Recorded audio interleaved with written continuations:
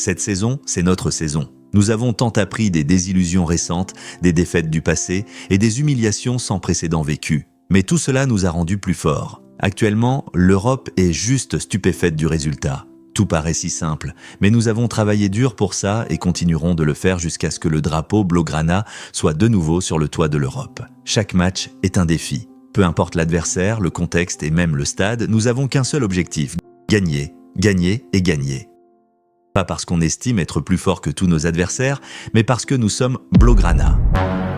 Non, pas lui. Ah, désolé. Voilà, parce que nous sommes Blaugrana.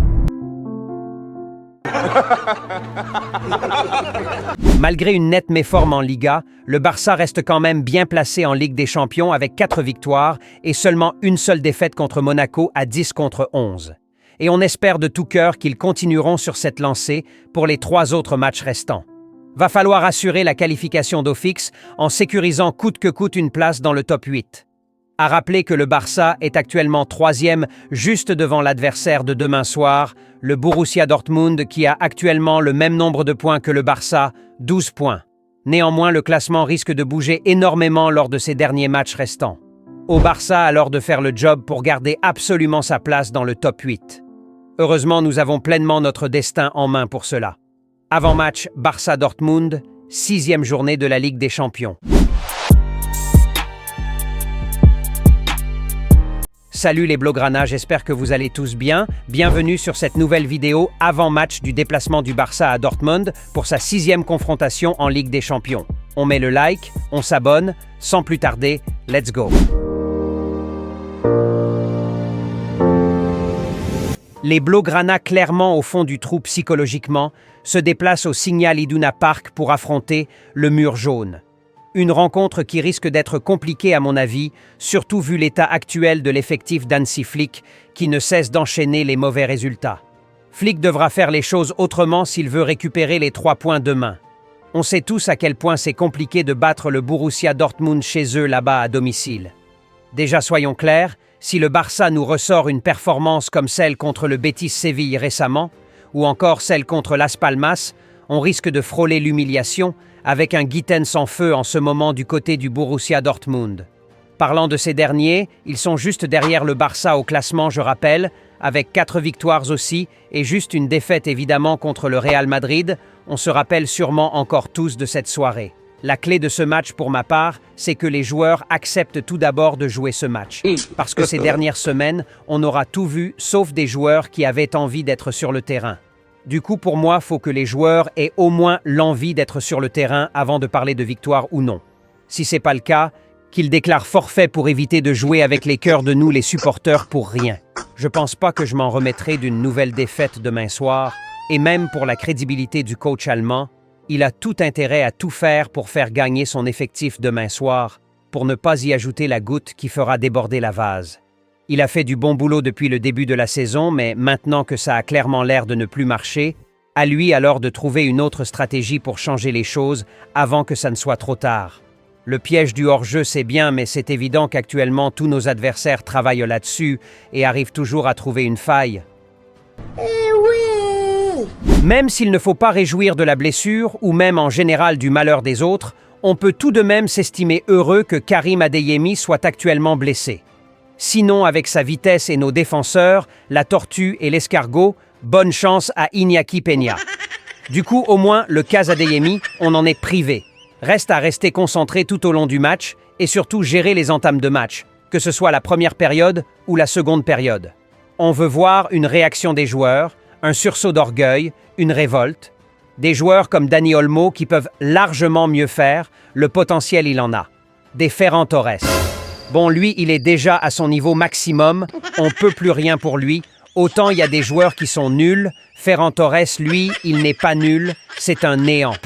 Tout mon souhait, c'est de ne pas le voir demain soir nous refaire ses entrées catastrophiques, de grâce, que Flick nous en épargne.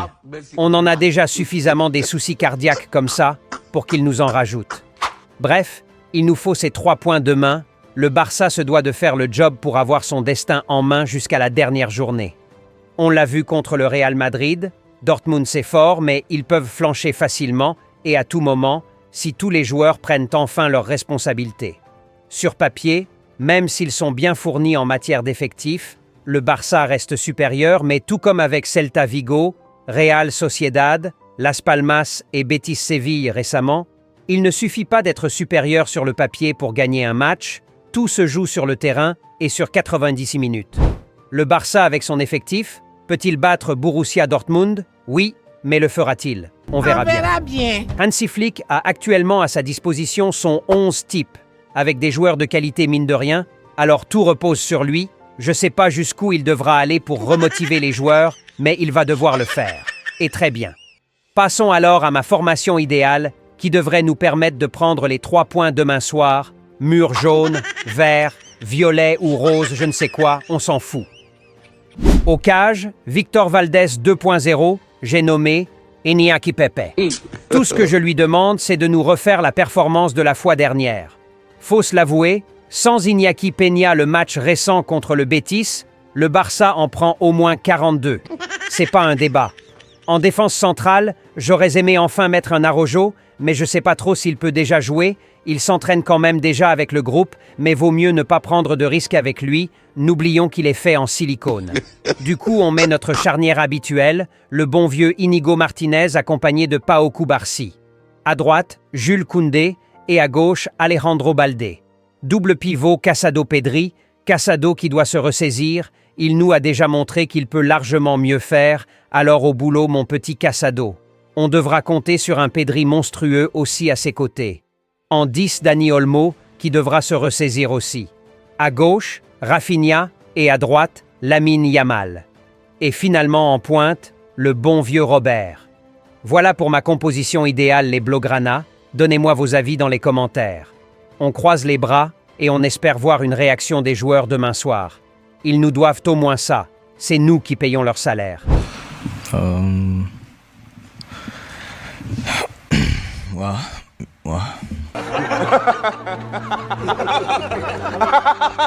Place au jeu prono, mettez le score exact que vous voyez pour ce match dans les commentaires et le gagnant aura une petite dédicace dans la vidéo débrief. N'hésitez pas à y participer massivement comme d'habitude. Merci à tous ceux qui suivent nos vidéos et qui sont abonnés à la chaîne, ça fait énormément plaisir. On met le like, on s'abonne. Plus qu'un club, Visca Barça et Visca Catalunya. j'ai une très bonne nouvelle pour vous, les abonnés qui nous suivent en France. J'ai reçu ce beau maillot du nouveau partenaire de la chaîne, Footballaise, et franchement, la qualité mérite vraiment que j'en parle. Ce sont des répliques, mais de très très bonne qualité. Le tissu bien frais pour ne pas dire glacé, et les détails bien au rendez-vous. Rendons-nous sur le site officiel de Footballaise, je vous montre tout. On vient en bas de cette vidéo, le lien là en description, on clique dessus et ça nous ramène direct sur le site. Voilà la page d'accueil officielle de la boutique. On peut déjà voir le maillot actuel du meilleur joueur de l'histoire Lionel Messi, mis en avant qui prouve juste que c'est le coin de la qualité, ou encore le maillot du récent Ballon d'Or mérité bien sûr Rodri, juste ici. Vraiment le site est trop bien fait je trouve. En haut ici, des petits menus, club, pour pouvoir choisir directement son club préféré, le Barça par exemple, Nation, pour choisir le maillot de sa sélection, pourquoi pas un maillot de Jules Koundé de la France, rétro, pour les anciens maillots, pourquoi pas celui de Laporta par exemple. Authentique, entraînement, femme, pour un maillot d'Aitana Bonmati, notre récente Ballon d'Or par exemple, et pour finir, même les maillots de la NBA. J'en prendrai bientôt un de Bam Adebayo. Franchement, c'est top. Avec le prix plutôt bas pour un maillot de si grande qualité, vraiment ça vaut le coup.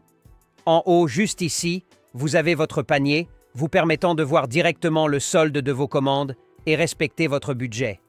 Bref, tout est mis en place pour vous faire profiter de la qualité sans trop vous prendre la tête. Et le délai de livraison aussi vachement respecté, toujours en avance. Alors les gars, n'hésitez pas, foncez sur l'opportunité. Surtout n'oubliez pas de prendre par-dessus tout un maillot de Ferran Torres. Et tenez-vous bien, avec le code promo ALBA comme Jordi Alba, vous avez encore moins 10% de réduction sur vos achats. Les gars, là, c'est un braquage. Déjà que les maillots sont très moins chers, vous avez encore des remises qui vous sont faites, juste avec le code promo ALBA. Alors plus d'excuses, allez chercher votre maillot de qualité pour presque rien du tout. Passons à la vidéo.